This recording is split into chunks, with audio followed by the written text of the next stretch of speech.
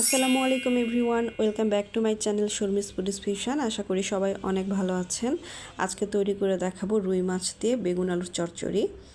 তো চলুন তৈরি করে নেওয়া যাক। প্রথমে একটা ফ্রাই প্যান নিয়ে নিয়েছি আর এর মধ্যে দিয়ে দিচ্ছি 2 চা চামচ পরিমাণ রান্নার তেল। তেলটা গরম হয়ে আসলে এর মধ্যে মাছ দিয়ে দিব। তো এখানে আমি আগে থেকে রুই মাছ হলুদ ও লবণ দিয়ে ভালোভাবে মেখে রেখেছিলাম। এখন এই মাছগুলো আমি এর মধ্যে দিয়ে দিচ্ছি। এখন মাছগুলোকে উল্টে পাল্টে খুব ভালোভাবে আমি ভেজে নিব। তো আমার মাছ ভেজে নেওয়া হয়ে গিয়েছে, এখন এটাকে নামিয়ে নিচ্ছি। এখন অন্য একটি পাত্রে আমি 4 টেবিল চামচের মতো তেল দিয়ে দিলাম। এখন এর মধ্যে দিয়ে দিচ্ছি পেঁয়াজ ও মরিচ কুচি। এরপর পেঁয়াজ মরিচকে একটু ভেজে নিব। পেঁয়াজ মরিচকে একটু ভেজে নেওয়ার পর এখন আমি এর মধ্যে দিয়ে দিচ্ছি 1 চা চামচ পরিমাণ লবণ। এছাড়াও দিয়ে দিচ্ছি 1 চা চামচ পরিমাণ হলুদের গুঁড়া আর দিয়ে দিচ্ছি 1 চা চামচ পরিমাণ জিরা গুঁড়া।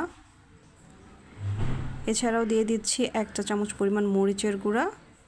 এখন সব কিছুকে খুব ভালোভাবে মিক্সড করে নিচ্ছি। মিক্সড করে নিয়ে এখানে সামান্য পরিমাণে একটু পানি দিয়ে দিচ্ছি যেন মশলাগুলো পুড়ে না যায়। এরপর খুব ভালোভাবে মশলাটা একটু কষিয়ে নিব। এরপর দিয়ে দিচ্ছি 1.5 চা চামচ আদা রসুনের পেস্ট। আমি আদা রসুনটা দিয়ে আবারও খুব ভালোভাবে মিক্সড করে নিলাম। এখন এর মধ্যে দিয়ে দিচ্ছি আমি আগে থেকে সেই কেটে রাখা আলু আর বেগুন। এরপর আলু আর বেগুনগুলোকেও খুব ভালোভাবে আমি মিক্সড করে নিব। তো আমার মিক্সড করে নেওয়া হয়ে গিয়েছে, এখন পরিমাণ মতো পানি দিয়ে দিলাম।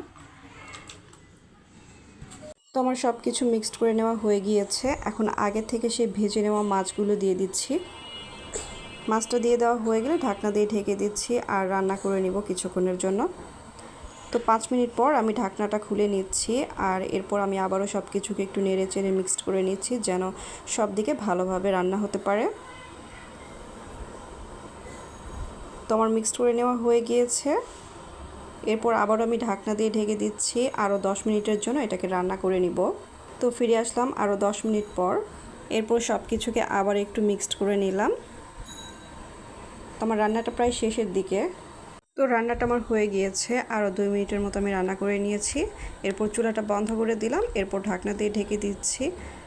তো এখন এটা সার্ভ করার জন্য রেডি। তো তৈরি হয়ে গেল আমার বেগুন আলুর চচ্চড়ি। আশা করি আপনাদের কাছে রেসিপিটা ভালো লেগেছে। ভালো লেগে থাকলে অবশ্যই লাইক, শেয়ার এবং সাবস্ক্রাইব করে আমাদের পাশে থাকবেন। আল্লাহ হাফেজ।